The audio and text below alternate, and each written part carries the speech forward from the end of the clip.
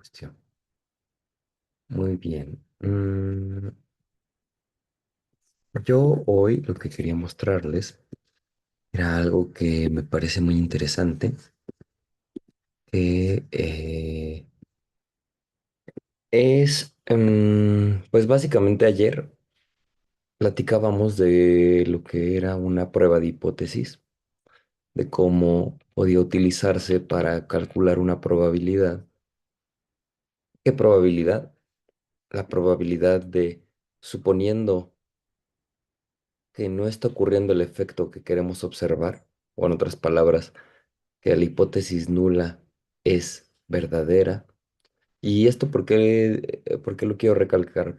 Porque una hipótesis nula casi siempre va a tener inmiscuido en su enunciamiento una especie de igualdad, de no efecto, de que si ustedes están evaluando un tratamiento y un grupo control, pues no va a haber diferencias entre el tratamiento y el control, una ausencia de efecto. Las hipótesis nulas generalmente en su redacción traen implícita esa idea, porque hay muchas pruebas de hipótesis. La que vimos ayer se llama prueba exacta de... Ay, no, no es de Fisher. Creo que simplemente es una prueba exacta binomial. Sin mal. Sí, algo así, es una prueba exacta, multinomial, pero digo, hay muchos tipos de pruebas de hipótesis y en todas ellas va a haber hipótesis nulas. Las hipótesis nulas generalmente van a hacer referencia a la ausencia de un efecto de lo que se está viendo. Por eso es que yo ayer comentaba que en la situación, en el problema que estábamos estudiando, que era determinar qué tan probable era que una secuencia de longitud K fuera de verdad un gen o simplemente pareciera un gen por mero azar. eh, la hipótesis nula, en ese sentido, podríamos pensarla como que ese patrón que estamos observando, que parece un gen, en realidad no es un patrón.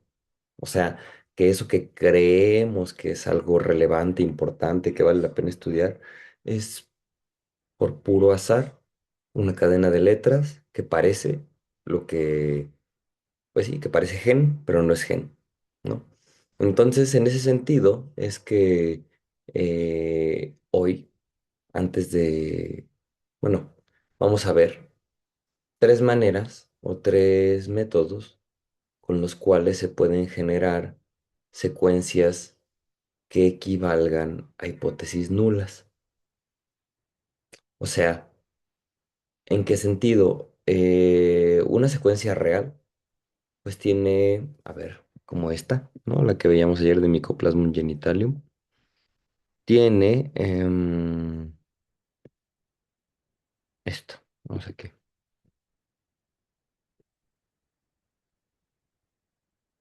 Mycoplasma genitalium tiene esta distribución de probabilidad para sus cuatro nucleótidos, ¿ok?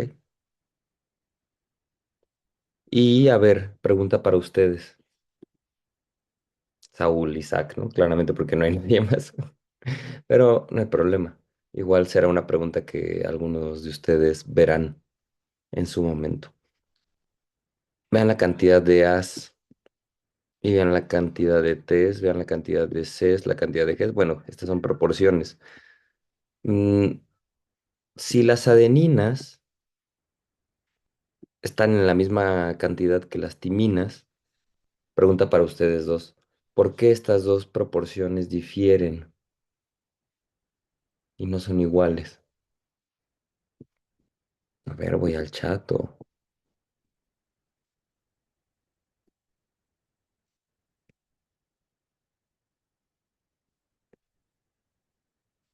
¿Por qué creen? O porque saben que está ocurriendo esto.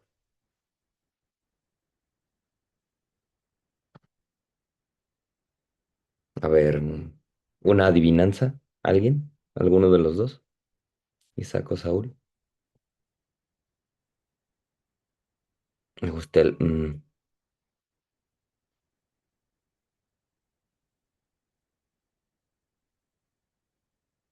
Bueno, les voy a ayudar porque la verdad la pregunta la estoy haciendo con mucha malicia porque estoy mareando, ¿no? No sé si ustedes juegan Go. La A y la T están dentro del patrón.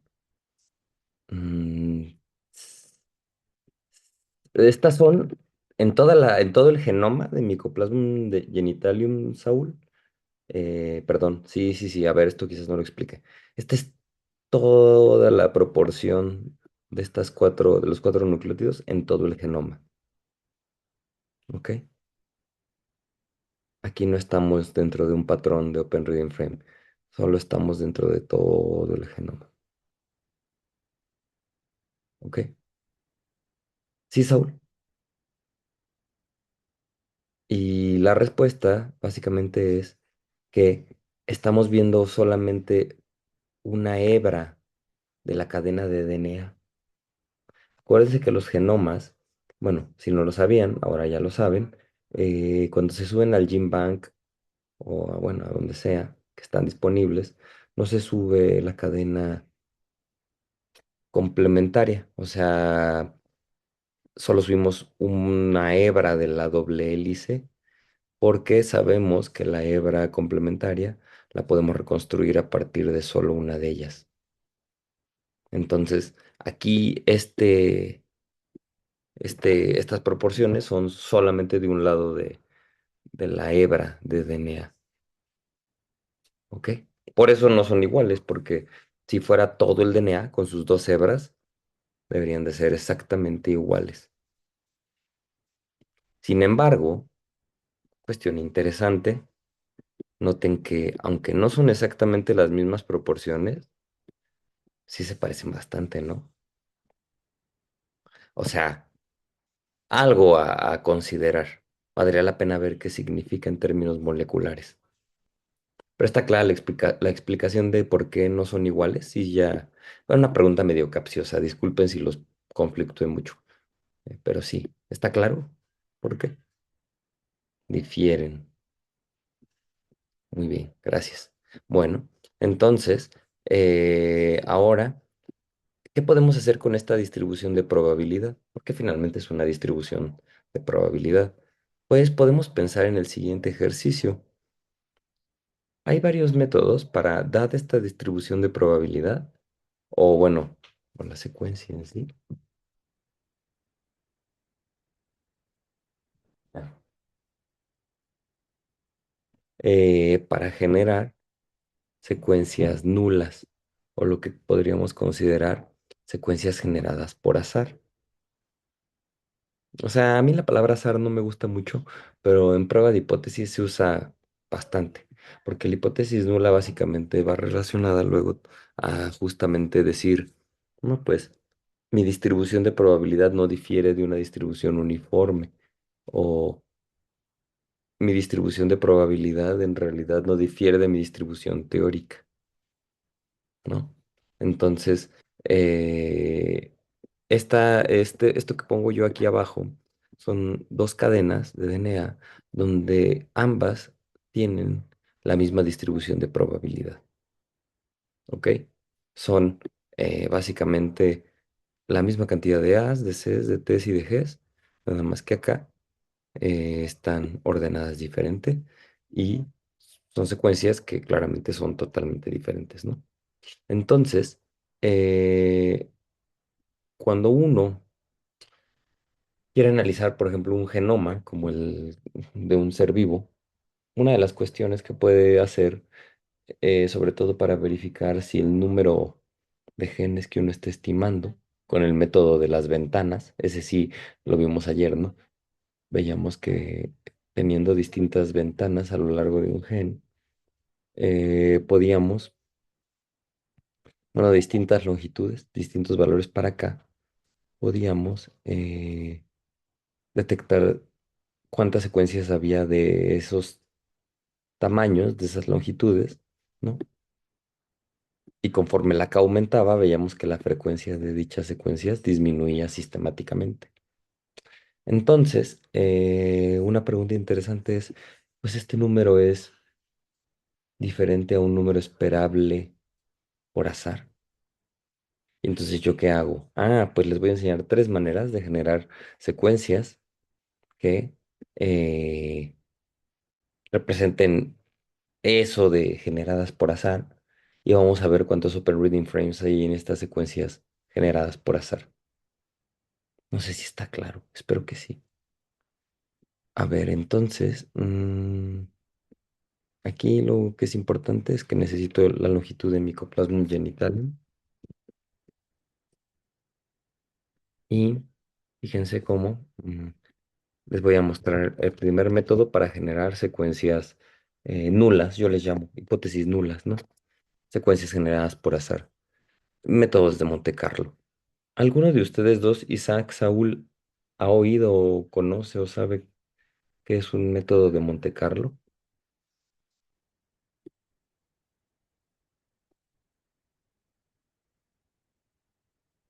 No lo sé, puede que no.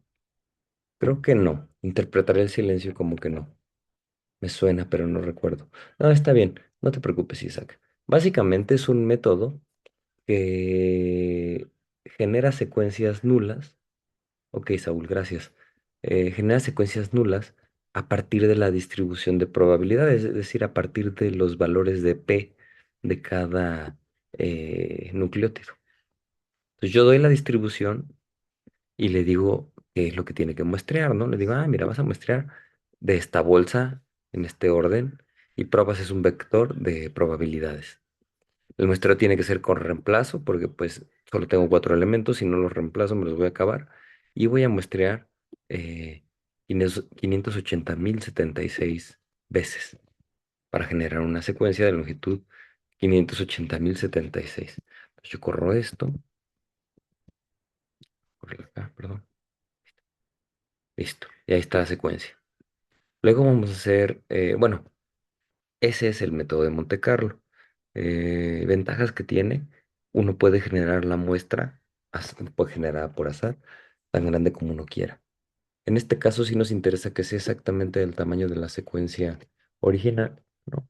Pero en otros contextos puede que nos interese enriquecer o inflar el tamaño de muestra, ¿ok? Luego tenemos el método de Bootstrap.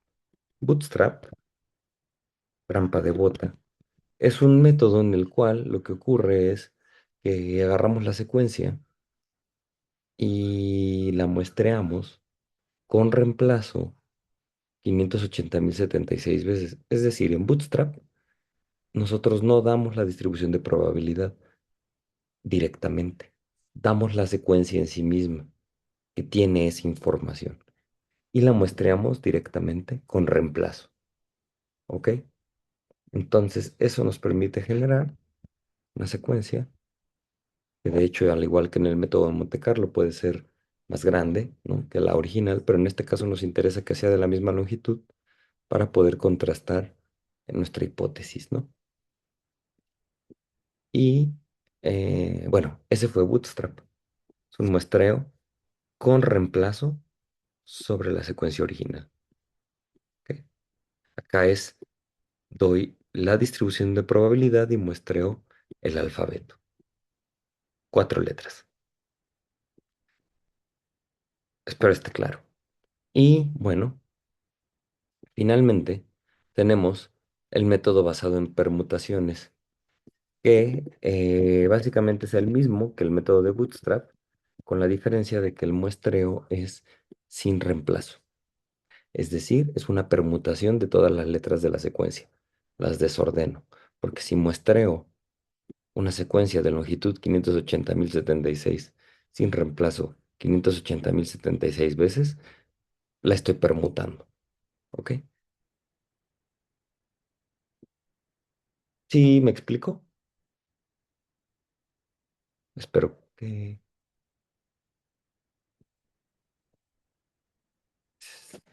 sí. Miren, ahí ya la permuté. ¿Ok? Entonces, eh, aquí ya tengo tres secuencias, ¿no?, las cuales fueron generadas mediante tres métodos diferentes y serían secuencias generadas por azar. Estos métodos son muy útiles en otros contextos de del análisis de datos, ¿no? Porque nos permiten, como ya les dije, generarnos datasets alternativos que respeten las propiedades del dataset original. Bueno, al menos las de cada columna, ¿no? Cada variable. Entonces, espero que no haya dudas y si bueno, si las hay me pueden decir, ¿ok? Pero básicamente en uno permutamos todas las letras, en otro muestreamos con reemplazo toda la secuencia y en otro muestreamos con reemplazo de acuerdo a la distribución, a los parámetros. Y el método de Monte Carlo va a ser especialmente útil cuando lleguemos a análisis bayesiano, ¿ok? Más o menos. Espero que Eso, gracias. Continuamos. Entonces, ahora vamos a hacer algo interesante. Vamos a contar los Open Reading Frames, ¿ok? De distintas longitudes, de distintas longitudes K. Y lo vamos a hacer sobre cada una de las cuatro secuencias. Hay una secuencia real de Mycoplasma genitalium y hay tres secuencias generadas por azar, ¿ok? Y entonces, yo voy a correr esto. A ver, ay Dios, fondo negro. Déjenme, espérenme, es que esto no se va a ver. Mm, Vamos a cambiarle los colores. Dos, cinco. Ahí está.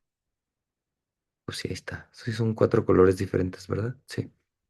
Ok. ¿Qué estamos viendo aquí? Híjole, lo malo es que, a ver, déjenme.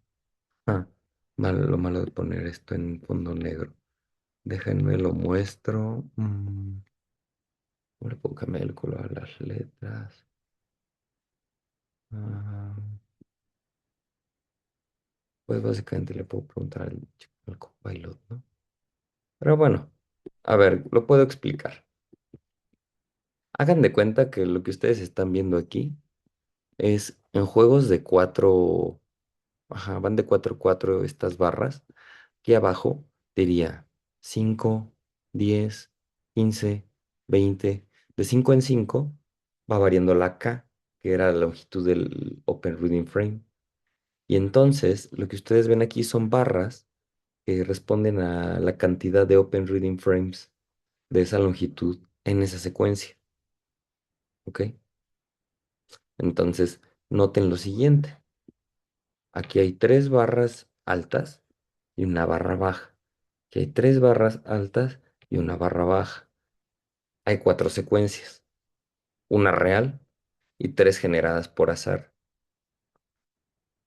Ustedes pueden decirme quién es la barra o a qué secuencia corresponde la barra más bajita, a la secuencia real o alguna de las secuencias generadas de forma aleatoria, generadas por azar.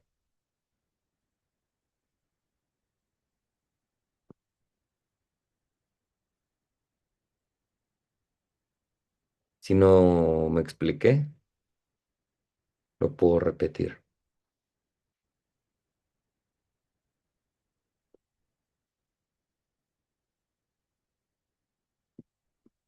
Déjenme ver si puedo. Sí, a ver, ahí va Isaac. Déjame.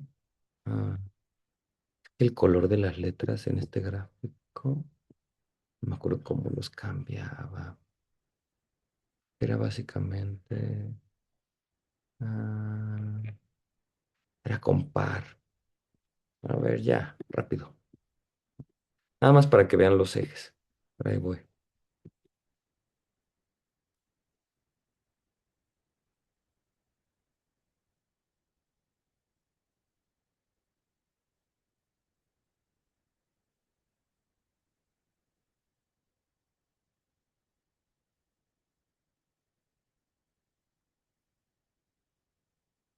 A ver qué me diga.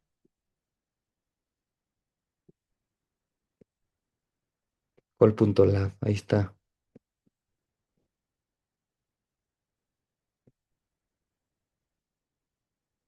A ver, perfecto.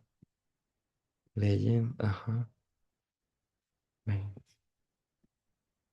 Ah, y todo eso es barcode, ok, va. Entonces aquí sería el punto axis igual white, el punto live igual white, code main igual white. Déjenme copiar esto.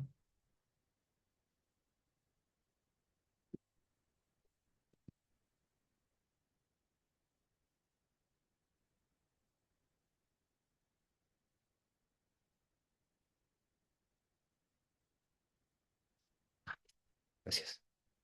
Ok, más fácil. A ver, creo. En el eje de las X tenemos la longitud del Open Reading Frame. En el eje de las Y, las frecuencias, los conteos. Entonces, cada barra representa a una de las cuatro secuencias que les comenté. Tenemos tres secuencias generadas por azar, una por método de Monte Carlo, una por método de Bootstrap y una por método de permutación. Y una secuencia real, a partir de la cual fueron generadas las demás. La pregunta para ustedes es, fíjense, lo que esto dice es que Open Reading Frames de longitud 5 o bueno, genes de longitud 5 en esta secuencia azul clarito hay como 600 y en estas tres hay casi 800.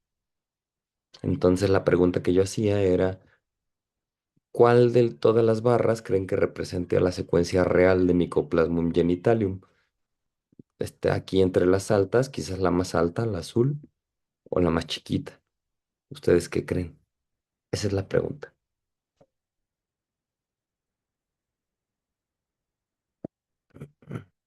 Exacto. Muy bien, Saúl. La más baja, muy bien, Isaac. ¿Y qué quiere decir esto? Algo muy bonito, pienso yo. Esto nos está diciendo que la secuencia del ser vivo tiene menos open reading frames que una secuencia artificial. O sea que los open reading frames en sí mismos no son tan raros como uno pensaría por puro azar. Pero ¿qué pasa en los seres vivos? Los seres vivos tienen mecanismos de regulación y, y sus secuencias pues no se generan por azar, ¿no? Sus secuencias hacen que ciertos Open Reading Frames se fijen en la población y otros se pierdan, ¿no? Otros genes se pierdan porque no son útiles al organismo. A veces no, ¿no? A veces hay genes que se guardan simplemente y van viajando con las generaciones, pero en general esto nos diría o nos sugeriría que la vida no le gusta andar cargando información de más. O sea, sí, hay mucho del genoma que no es gen, que juega algún papel que desconocemos, ¿no? Eso téngalo por seguro. Pero lo que quiero decir es que tener muchos super reading frames, pues al parecer no es algo que al menos a Mycoplasma genitalium le pase. Al menos no, más que secuencias generadas por azar. Si yo aquí hiciera una prueba de hipótesis, créanme que me daría el, el genoma de Mycoplasma genitalium, el número de Open Reading Frames que estamos encontrando ahí debe de ser más o menos el número de Open Reading Frames en la secuencia original, ¿ok? Es algo muy interesante. A mí me parece muy interesante. Y ahora vamos a hacer el mismo análisis, pero para un otro organismo. Este fue una bacteria. Pues ahora vamos a hacerlos para un virus. No recuerdo si este era el virus del COVID. No les voy a mentir, no recuerdo qué virus es, pero sé que es un virus. Entonces, miren, cargamos el genoma. De entrada, el genoma es mucho, bueno, más pequeño, 196.858. Recuerden que el genoma de Mycoplasma genitalium es el genoma más pequeño de bacteriano, pues conocido. Y este genoma viral es más pequeño que ese genoma, ¿no? Recuerden que los virus no son considerados seres vivos, ahí hay debate, pero bueno, no vamos a entrar tan a detalle en ello. Em, ustedes, miren, es una pregunta que me gustaría hacerles. Estamos en el escenario del origen de la vida. ¿Ustedes creen que primero surgieron los seres vivos y luego los virus? ¿O primero los virus y luego los seres vivos? ¿Quién fue primero, el virus o el ser vivo? He ahí la pregunta.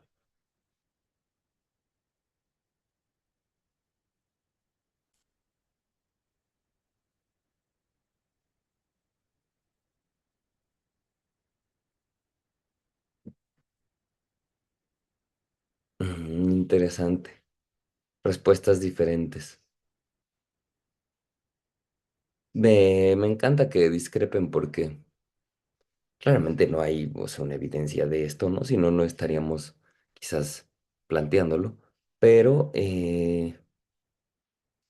si los virus hubieran surgido primero, Isaac, piénsalo como, pues, a quién hubieran parasitado, ¿no? A quién hubieran infectado. Y no, pero muy bien, muy bien, muy bien. Me encanta que especulen. Eso está muy bien. Y más allá de eso, la pregunta de cómo surgen los virus, pues hay varias hipótesis. A mí la que más me gusta o apoyo es que, pues puede que fueran seres vivos que perdieron funcionalidades. Es como estas plantas que pierden la capacidad de hacer fotosíntesis por ellas mismas y parasitan a otras plantas, plantas parásitas, ¿no? Que en general es la definición de un parásito, ¿no? Es aquel que se beneficia de otro organismo. Quizás lo perjudica un poco, pero un buen parásito se caracteriza porque, pues, no mata al hospedero, ¿no? O sea, sí lo merma, sí aprovecha sus recursos, pero no lo mata, ¿ok? Entonces, eso es algo importante. Ahora bien, otra cuestión es, un virus tiene un genoma más chiquito, o sea, RNA o DNA. En general así es. Vamos a ver qué onda, qué le pasa con el mismo análisis, ¿no? Aquí ya la expresión regular ya está definida. Imprimimos las secuencias, una secuencia diferente. Vemos aquí cuántos codones de términos hay. 13.603. Aquí cuántos codones de inicio. 4.296. O sea, no puede haber más de este número de genes. Y de longitud 95 tenemos 195 eh, Open Reading Frames, ¿no?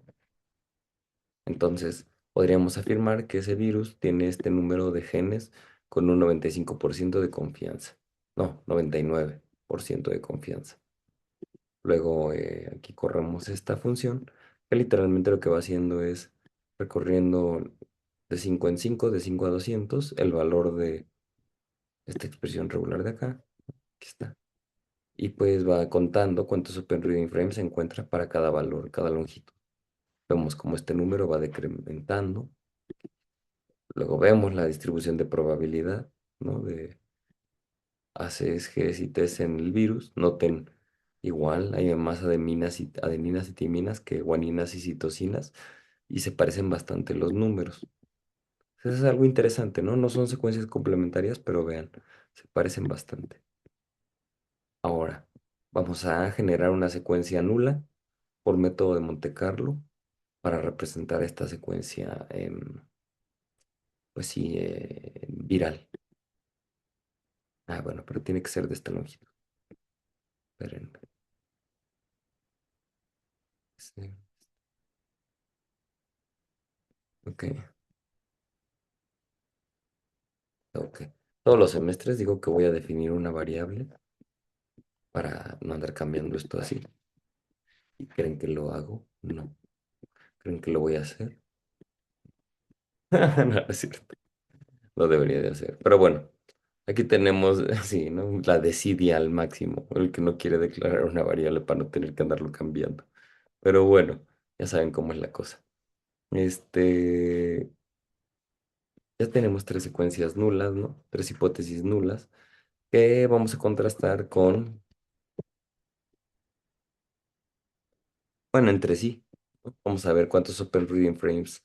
Y recuerden el patrón de la bacteria, Mycoplasma genitalium. Sí, tienen razón, la barra que corresponde al genoma real es la barra más chiquita. Vamos a ver qué pasa con el virus. Ándele.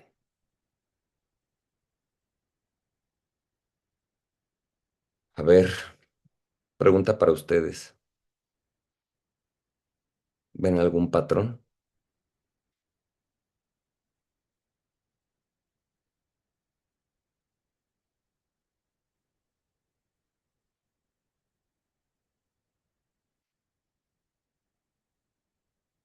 No, ¿verdad? Bueno, yo no veo ninguno. Este, en el caso de la bacteria, como que era bien claro, ¿no? ¿Quién era el ser vivo? Y en el caso del virus, no sé ustedes, pero miren, a veces gana la barra roja, a veces gana la barra azul claro, a veces la barra verde, a veces la barra azul fuerte. O sea, a veces se alternan pues en el orden de quién tiene más Open Reading Frames de esas longitudes, ¿no? Esto, compañeros, es algo muy interesante, a mi parecer, porque refleja cómo evolutivamente el virus, pues, además de que bueno, de que no tiene la capacidad de replicar su información genética, bueno, de forma autónoma, ¿no? Tiene que secuestrar la maquinaria celular de algún otro organismo. En su genoma, pues vemos más patrones azarosos. Y esto tiene repercusiones pues, bien interesantes, a mi parecer, porque te hace pensar, órale, si un virus no difiere de estos modelos generados de forma azarosa, ¿será que pues uno puede crear virus? Ahora sí que partiendo de este tipo de modelos, ¿no? Porque al final, pues entender el genoma de estos organismos, pues de alguna manera también nos puede ayudar a muchas cosas, a muchas cosas. ¿Se entendió la diferencia? Bueno, creo que visualmente se puede observar, pero a mí un proyecto que alguna vez le sugerí a alguien que hicieran también es evaluar esto en más virus y en más organismos y ver cómo se comportan los patrones, ¿no? Del número de genes por, bueno, para cada valor de K que uno quiere explorar. Muy bien. ¿Y qué más tengo aquí abajo? No, creo que... Ah, aquí andaba viendo la distribución. Entonces, em, creo que el tema de prueba de hipótesis, acá lo vamos a retomar. Es más, ¿qué hora es? Déjenme ver. Son las 6:20. Pues sí me da tiempo de ver algo de regresión. Déjenme, es que iba a hablar de prueba de hipótesis en el contexto de la regresión lineal, que según yo ya vieron con Checo. Entonces déjenme nada más agarrar mi pizarrón. Denme un momento.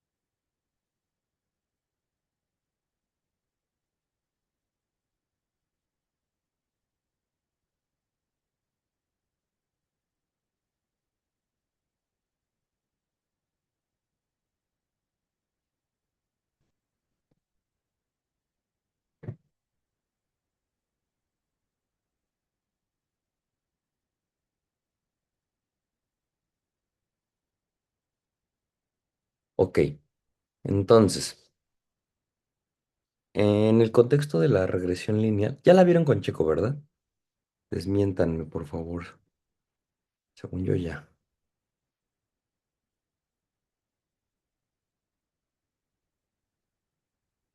Perfecto. Muy bien. Em, el tema de regresión lineal es importante en muchos contextos. Finalmente, ver la dependencia lineal entre un par, bueno, entre una variable dependiente y varias variables independientes, pues es interesante, ¿no? En el contexto de dar la explicación de algún fenómeno. Pero, mm, justamente, pues uno luego se pregunta, ¿y cómo puedo validar o no mi modelo, ¿no? ¿Cómo puedo validar o no que los coeficientes que yo estoy estimando son, valga la redundancia, pues válidos? Y entonces, a ver, el modelo de regresión se construye así, ¿no? Como la esperanza de y dado x, ¿no? Así. Y entonces, esto es igual, bueno, lo podemos escribir como a x, es cierto, sería beta cero más era beta x, beta transpuesta x. Algo así, pues, ¿no? Pero bueno, para poner a todas las x. Y algo interesante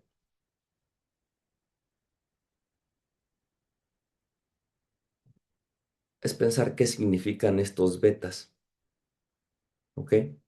Una regresión lineal, como a mí me gusta entenderla, y esto lo voy a retomar el lunes que viene porque hoy ya no me va a dar tiempo, pero lo voy a conectar con el tema de covarianza y correlación, ¿ok?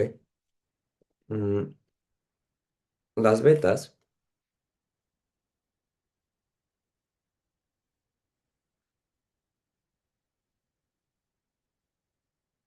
son, a mí me gusta pensarlas como pesos, como en las redes neuronales, son pesos que nos permiten estimar la esperanza de y dados los valores de x. Entonces, cuando uno los piensa como pesos, ¿qué estamos haciendo nosotros? Estamos tratando de generar un promedio ponderado, ¿ok? Un promedio ponderado en términos de otra variable que no es y, porque lo más fácil para obtener pues, el promedio de y, ¿no? Pues es la esperanza de y, ¿no? De hecho, en este caso, ¿no? Si anuláramos o quitáramos a todas las x, beta cero, que sería nuestro mejor estimador de y, el coeficiente en donde x no aparece, tendría que ser su propia esperanza. Eso es lo mejor que podríamos hacer para estimar a y en el contexto de la regresión lineal, ¿ok? Pero nosotros, ¿qué hacemos? Pues le metemos información a- al modelo, metemos variables independientes, ajustamos pesos mediante el algoritmo de mínimos cuadrados, máxima verosimilitud, el de álgebra lineal, o sea, hay varios métodos para encontrar los betas de una regresión, pero lo más importante a mi parecer es recordar que son pesos de un promedio ponderado en donde queremos estimar pues, la esperanza de y, el valor esperado de y, qué esperamos que ocurra con y, dadas ciertas condiciones, ¿no? Dados ciertos valores de x. Ahora bien, algo que, que uno se puede preguntar es, ¿y este beta i es igual a cero? ¿O este beta i de verdad es diferente de cero? Esto que estoy planteándoles yo aquí, en el contexto de la regresión lineal, Es una hipótesis nula y una hipótesis alternativa que se plantea para cada parámetro que a ustedes se les muestra en el contexto de la regresión. En las tablas, en los resúmenes de los modelos de regresión de Python, R o cualquier software medianamente serio, les van a devolver, ah, sí, mira, beta uno es igual, yo que sé, a 3.5. Y luego por acá trae un valor P asociado y ahí suele decir algo así como distribución del valor absoluto de T, no sé qué, o una Z, si es la distribución Z, y literalmente lo que hace es darles la probabilidad de que este valor sea de verdad diferente de cero, suponiendo, más bien, esta probabilidad es la probabilidad de que ustedes digan que este valor sí vale este valor y no se estén equivocando. Esa es la probabilidad del error tipo uno. Tipo uno. Básicamente el error tipo uno lo que dice es, si nosotros lo ponemos de esta forma, en una matriz de confusión, que esto se remite a cuando les platiqué de lo de las pruebas rápidas del COVID y las pruebas de PCR. Ustedes van a tener dos escenarios, la verdad o la realidad y el resultado de o la predicción o lo que la prueba diga. ¿Ok? Entonces, acá H0 verdadera, H0 falsa. Esa es la verdad o realidad. Y acá acepto H0, y acá rechazo H0. Entonces, cuando uno, dado que H0 es verdadera, sacamos la probabilidad de rechazar H0, dado que H0 es verdadera, o sea, dada esta columna. Entonces, ese error es el valor P. Y ese valor P queremos que sea muy pequeño, menor que el nivel de significancia alfa, para nosotros decir, ah, mira, la probabilidad de yo decir que este valor de verdad es 3.5 y que no lo sea es muy baja. Entonces yo sí afirmo que beta uno es igual a 3.5. Si este valor P no es pequeño, entonces la probabilidad de error es grande y uno dice, ah, no, ¿qué crees? Beta uno en realidad sí es cero. Hipótesis nula se acepta. ¿Ok? A ver, más o menos, porque no estoy viendo el chat. Déjenme lo abro. ¿Dónde están? Ok. Más o menos lo que les estoy platicando. Perfecto. Muy bien. Excelente. Me da mucho gusto. El lunes que viene voy a retomar aquí el tema de regresión porque quiero relacionarlo directamente con el tema de correlación para que también discutamos esta idea de qué representa la causalidad en el contexto matemático y qué diferencias hay entre una asociación o una correlación y bueno, una causalidad, una relación causal. Entonces no se pierdan ese capítulo, próximo lunes, 4 de la tarde. Les agradezco mucho su presencia y no sé si hay alguna duda, ya no les pregunté.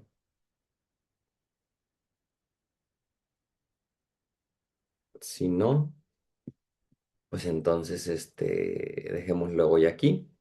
Vayan y descansen en paz y pues vean que su ADN no tiene Open Reading Frames por azar. Cuídense mucho. Hasta luego.